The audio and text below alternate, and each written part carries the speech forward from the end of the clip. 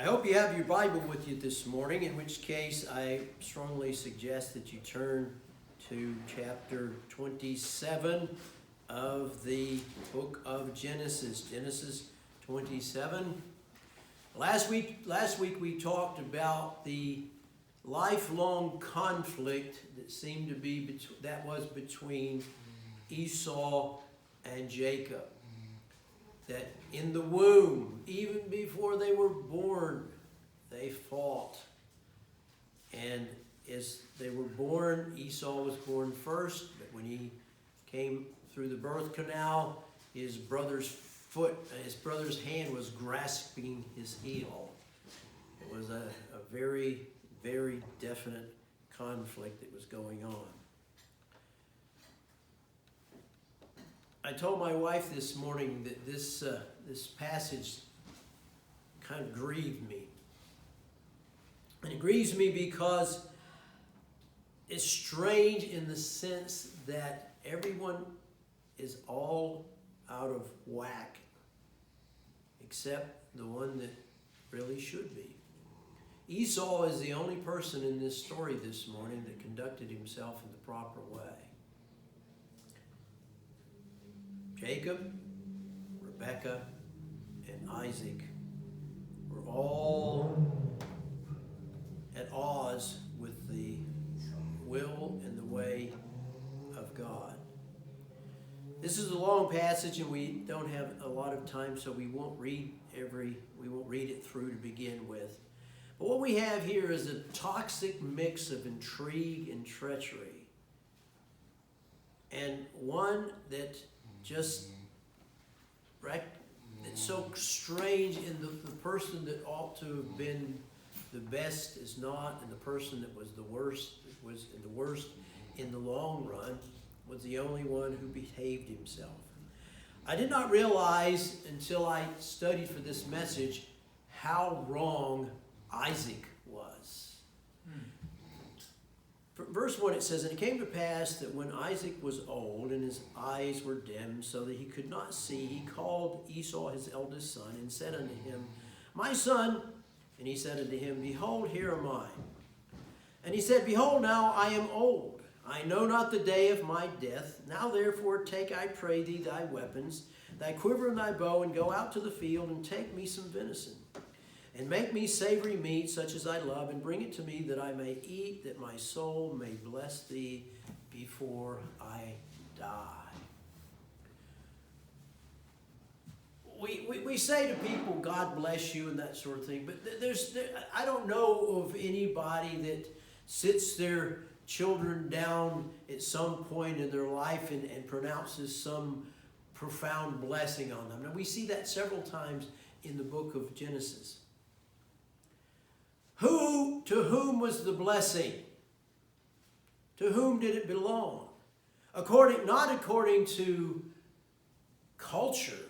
For if we take culture, then Isaac is about to do the right thing. But to whom has God given the blessing? Well, let's just turn our Bible back one page. We spoke of this last week. Rebekah is having a horrible situation in her uterus because her two sons are fighting. And she goes to the Lord and says, "Lord, what's going on here?" And he tells her in verse 23 of chapter 25, "And the Lord said unto her, 2 nations are in thy womb, and 2 manner of people shall be separated from thy bowels. And the one people shall be stronger than the other, and the elder shall serve the younger." God had said in no uncertain terms, the elder will be subject to the younger. The younger is the one who receives the blessing. But it tells us in that same chapter, just a few verses down, verse 26, the last part, it says,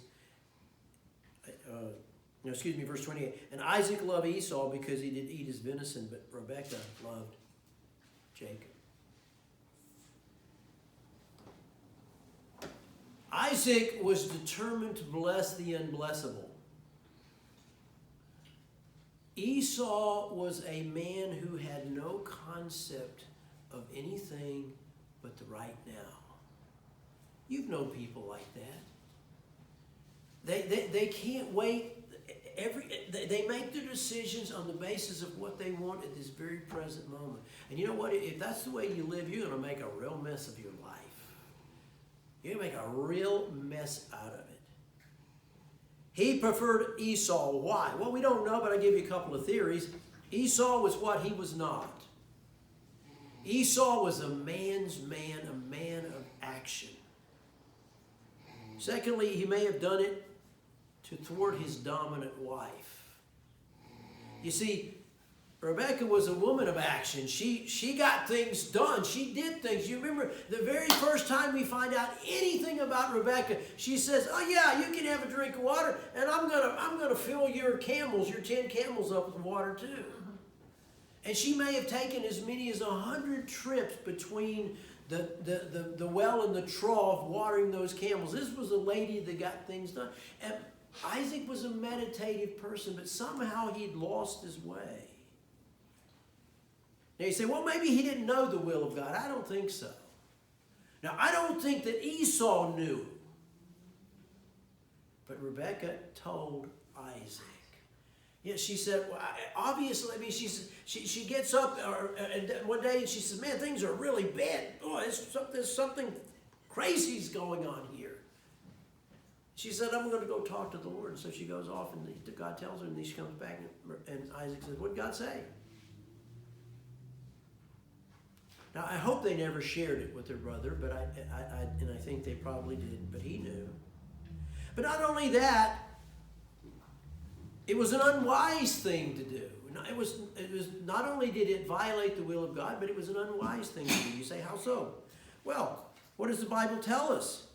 If we go back to chapter 25, it says in verse 34, thus Esau despised his birthright. He considered it of no consequence. It didn't matter. He got his bowl of soup. He got his bread. He was happy. The birthright, we don't worry about that. But wait a second, folks. In essence, what Isaac would be doing is making him the sheik, the chieftain. He would be the patriarch. He would be the spiritual leader of the family. This man cared nothing about spiritual things. He didn't even care about temporal things unless they were right now. It also was not wise because of what is told us in the last two verses of chapter 26. It says, and Esau was 40 years old when he took to wife Judith, the daughter of Beeri, the Hittite, and Basemath, the daughter of Elon, the Hittite, which were a grief of mind unto Isaac and to Rebekah. He did not seek a godly wife. He sought two ungodly women. They were daughters of the Hittites. They were not followers of Jehovah. They were pagans. They were heathens. They were not the kind of women that he should have chosen. Maybe they looked good. Did you ever notice, folks? I am astounded. You know, we say every good and every perfect gift is from above, but you know the devil's got some gifts that look good. I mean, here's an unsaved, here's a Christian woman, and she one day the devil brings her this really nice guy. He's a real catch, except that he's not a believer. That's an unequal yoke. It cannot go well. At the very best, there is a part of marriage that is not explored by them as a couple. It is left out. In most cases, it's far, far worse than that.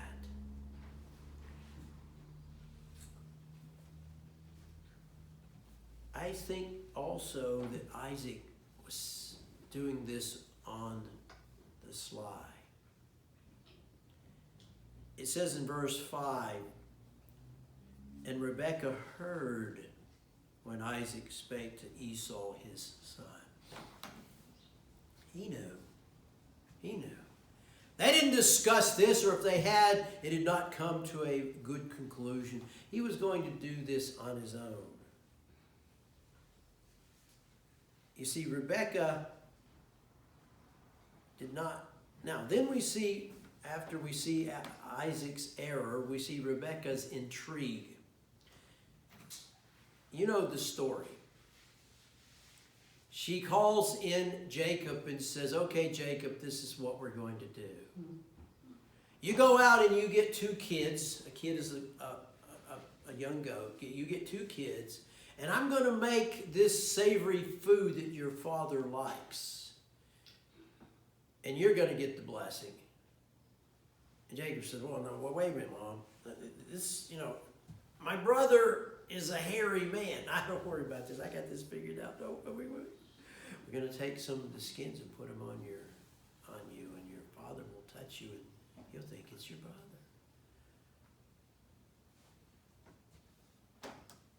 She had planned this. Unless she's a really, really fast thinker, she had considered this and thought about it and planned it.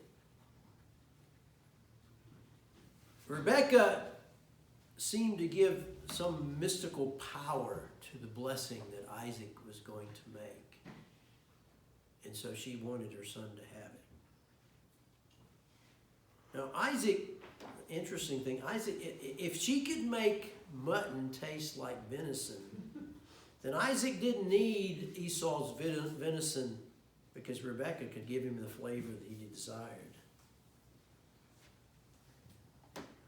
Rebekah made her plans. You see, Isaac was trying to give God chose his man, Jacob's blessing to a man who truly did not want it in its entirety. He wanted parts of it, but he didn't want the spiritual leadership part and all that. And he would not, and of course he wouldn't honor it. And Isaac did so directly in the face of God's command to give it to Jacob. Folks, Jacob was flawed, and we're going to see that. But Esau was irredeemably flawed. There was hope for Jacob. There was no hope for Esau. And so the two of them formed a conspiracy. I'm something of a conspiracy theorist. And people say, oh, well, you shouldn't believe in conspiracies. Well, you know why I believe in conspiracies? Because I believe in a devil. And the devil was the original conspirator. He conspired with the angels that fall to seek to overthrow God. He didn't do it by himself. And if you study history, you see over and over these kinds of things because the devil is at the bottom of some of them.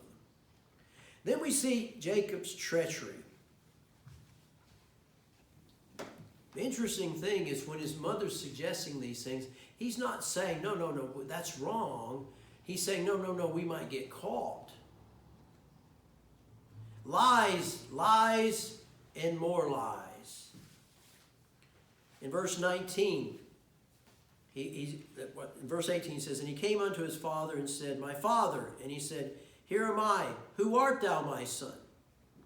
And Jacob said unto his father, I'm Esau, thy firstborn. I have done according as thou badest me. Arise, I pray thee, and sit and eat my venison, that thy soul, that you may bless me. There's 2 lies. I'm Esau, and I went out, and I killed a deer, and I cooked the food, and here it is. And then verse 20, there's another one. And Isaac said unto his son, how is it that thou hast found it so quickly, my son? And he said, because the Lord thy God brought it to me. Oh boy, drag God into your life. That's risky behavior as far as I'm concerned. Verse 24, it says, he in verse 23, that was Isaac. He discerned him not because his hands were hairy as his brother Esau's hands. So he blessed him. He said, art thou my very son Esau? And he said, yes, I am. Then there's the idea that he was living a lie. He was masquerading as someone who he was not. Remember years ago I read a short story called The Purloined Letter. And you know what? I didn't know what, I was 13. I didn't know what purloined meant, and I didn't bother to look it up in the dictionary. And I read the entire story not having a foggy idea what was going on. Except that in the end, it was a letter, stolen letter, and it was hidden in plain sight, as they like to say. Well, this is the purloined blessing. And in this blessing, there are several things that are said. In verse 28, it says, "Therefore God give thee of the dew of heaven, and the fatness of the earth, and plenty of corn and wine." So it was blessed, he blessed the crops. "And let people serve thee, and nations bow down to thee. Be Lord over thy brother." Then he gives him military and political power. And then finally he makes him the chieftain or the sheik, and he says, "Be Lord over thy brethren, and let thy mother's sons bow down to thee." And then he curses the cursers and blesses the blessers. I like saying it that way, so I did. "Cursed be every one that curseth thee, and blessed be he that blesseth thee." You don't want to know something, folks? That's still true today. One of the things that scared the daylights out of me is that the former administration, the former president, hated the Jews and he hated Israel. He hated them. At every juncture, he sided with the Muslims against Israel. He hated Netanyahu because Netanyahu was a man's man, and he would not let the United States bowl over Israel. It scares me when our country does not bless the ones that God has blessed. Let me tell you something, folks. You bless what God curses, and you curse what God blesses, and you will see the wrath of God. You will see the wrath of God. Unfortunately, there are even some in evangelical circles, some of the replacement theologists and so on get very, very close. It was given to Abraham. It was given to Isaac. It is given here to Jacob. God will give it to Jacob another time, and it is still true today. Then we see Esau. First of all, he comes back, and I'm telling you, they just did finish their little stunt. Verse 30, "And it came to pass as soon as Isaac had made an end of blessing Jacob, and Jacob was yet scarce gone out from the presence of Isaac his father, that Esau his brother came in from his hunting." Close call, but they pulled it off, didn't they? And he comes back, and Isaac understands. Verse 33, it says, "And Isaac trembled very exceedingly." Now the Hebrew here is very, very strong. One scholar translates it this way: Isaac trembled most exceedingly with a great trembling. Another one says he trembled a trembling. Whenever you see tremble to trembling, dream to dream, or anything, that is for emphasis. This is to emphasize it to the max. He says he trembled a trembling, a great unto excess. In other words, this scared the ever-loving daylights out of Isaac. And I think it's because the light came on. He understood. Isaac may have come very, very close to the wrath of God, and he realized his intended error. The last part of that verse says, Well, let's read the whole verse. And Isaac trembled very exceedingly and said, Who? Where is he that had taken venison and brought it to me? And I've eaten of all before thou camest, and have blessed him, yea, and he shall be blessed. He knew. He understood what he had done, almost done in what he had done, and that God was in what he had done. Then we see Esau's unrepentant lament. He's pretty upset. But you see, he blames Jacob for more than he should have blamed him for. In verse 36, he said, Is not he rightly named Jacob, for he hath supplanted me these 2 times? He took away my birthright. Whoa, we didn't take it away. You sold it, bud. You ever noticed how people often want to blame someone else? You know, blame is of ancient origin. It is the 3rd sin of women and the 2nd sin of men. Say, what are you talking about, Pastor? Well, the first sin of Eve was disbelief. The 2nd sin was that she ate of the fruit and gave to her husband. And the 3rd sin is that she blamed Adam. Or no, she blamed the serpent, rather. She blamed someone else. Now, Adam is the 2nd sin because he ate of the fruit, which he should not. Now, he did not disbelieve.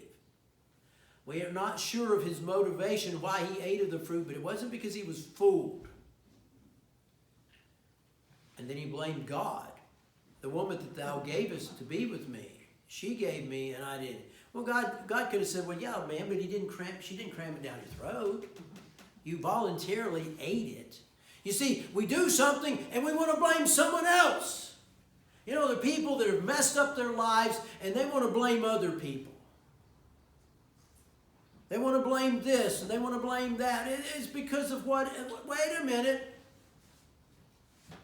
These things may have an influence on us, but sooner or later we all got to put our big girl underwear on or our big boy underwear on and be a man, be a woman, be an adult, and take responsibility for our own behavior. God's big on that, folks. Don't blame someone else. And you see what happened here was, okay, yeah, Jacob did steal this blessing, but Esau sold the birthright. Then he asked for a blessing. What was the subject or the substance of Esau's blessing? The one that gave. In verse 37, we have a little bit of a disclaimer. He said, Isaac answered and said unto Esau, Behold, I have made him thy lord, and all his brethren have I given to him for service. And with corn and with wine I have sustained him. And what shall I now give unto thee? Shall thou do unto thee, my son? And Esau says, Hast thou but one blessing, my father? Bless me, even me also, O my father. And Esau lifted up his voice and wept. So he gives him a blessing. Now, it's not much of a blessing. In fact, it's less of a blessing than you realize. He says to him in verse 39, And Isaac his father answered and said unto him, Behold, thy dwelling shall be the fatness of the earth, and of the dew of heaven from above. And by thy sword shalt thou live, and shalt serve thy brother, and it shall come to pass when thou shalt have dominion, that thou shalt break his yoke from off thy neck. But they tell me, people that know a whole lot more than I do, that it's not exactly, verse 39 is not exactly what we have here. And Isaac father answered and said, And behold, thy dwelling shall be, literally the Hebrew, thy dwelling shall be far from the dew of heaven, thy dwelling shall be far from the fatness of the earth and from the dew of heaven. You know where the Edomites went? They went to what's now called Petra. Miss Jenny's been to Petra. Mrs. Ruth's been to Petra. I've been to Petra. What do you see in Petra? Beautiful desolation. It's gorgeous. What they did there is astounding to see. How they just carved these buildings out of these big, huge chunks of rock. And it's red. It's called the Rose Red City of the Dead by a fellow that found it. And the Edomites were geniuses in collecting the water and getting it into cisterns. It is a marvel of engineering. But nothing grew there naturally. There wasn't much water.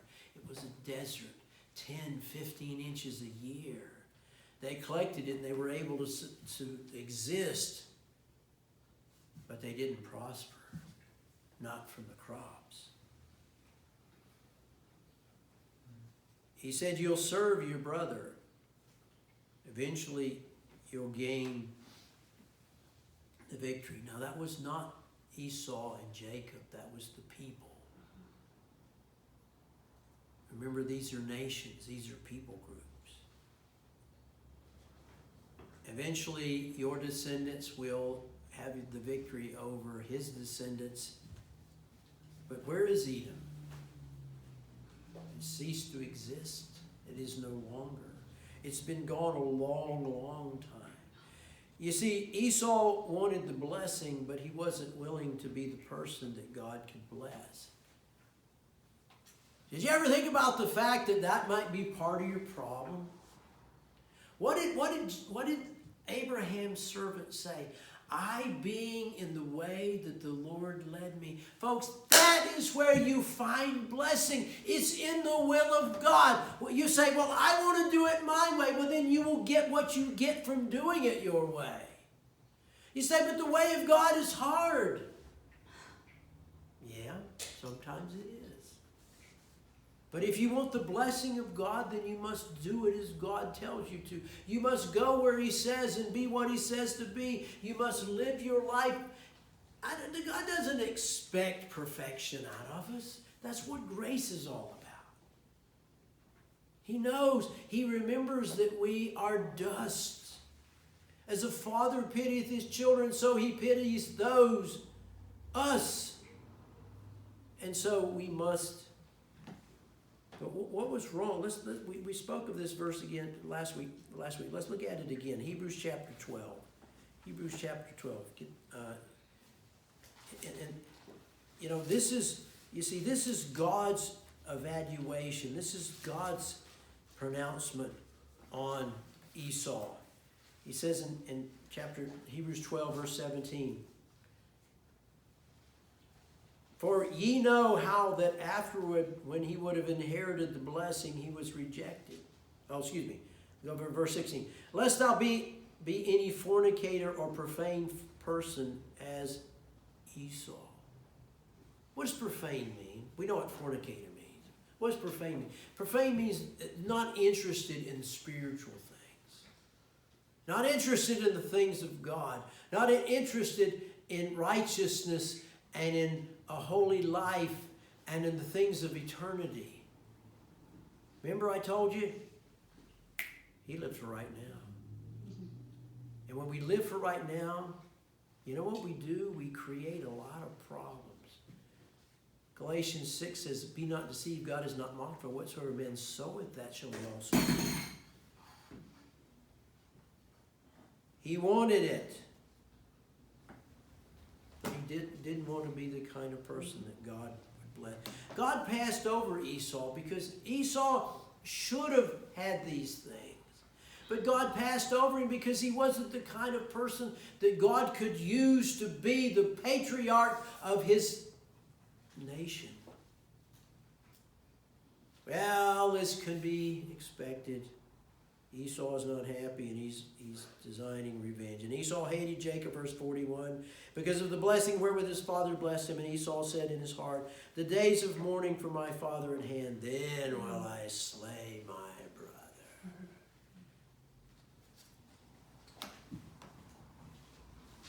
So they sent him away. They sent Jacob away. We'll talk about that next week. Pretty sorry commentary, is it not? What was going on here? What was wrong? God said before they were born. Jacob.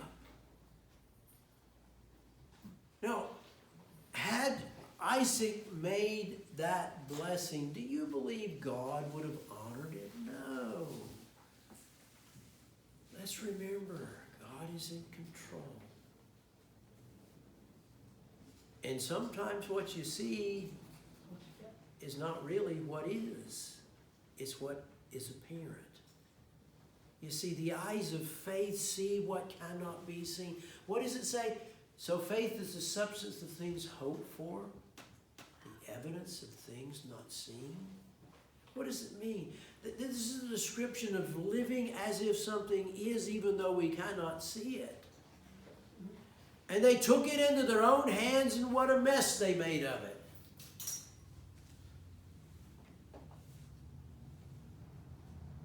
Spiritual people listen to God. And they are aware of circumstances. They are aware of what's going on, but they see something more than that. They see the unseen hand of God, and they don't know how, and they don't know when, but they know that it will happen. God takes care of his own. God honors his promises. He had made a promise before they were even born. He made this promise. And Isaac told God he could take a hike, that he would bless who he pretty well pleased. Rebecca put some sort of mystical something or other on the blessing, and so it can't. If he gives it, it'll be the end of the world. My beloved son Jacob will lose out. Not exactly sure what Jacob was thinking, but he valued it too. Now, at least we can say that Rebecca and Jacob valued that which was eternal and that which was divine. But God didn't need their help. God didn't need their help. And you know, folks, he didn't need yours either. He doesn't need mine. We should do what we should do, and we should let God take care of the consequences. Let us pray. Lord, what a mess. What a terrible commentary on a family that should have been much more spiritual.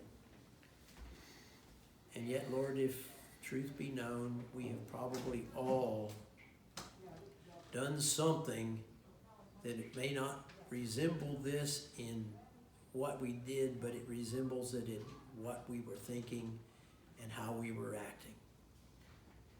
May we acknowledge, Lord, that you do what you choose to do. You do it in your time. You do it in your way.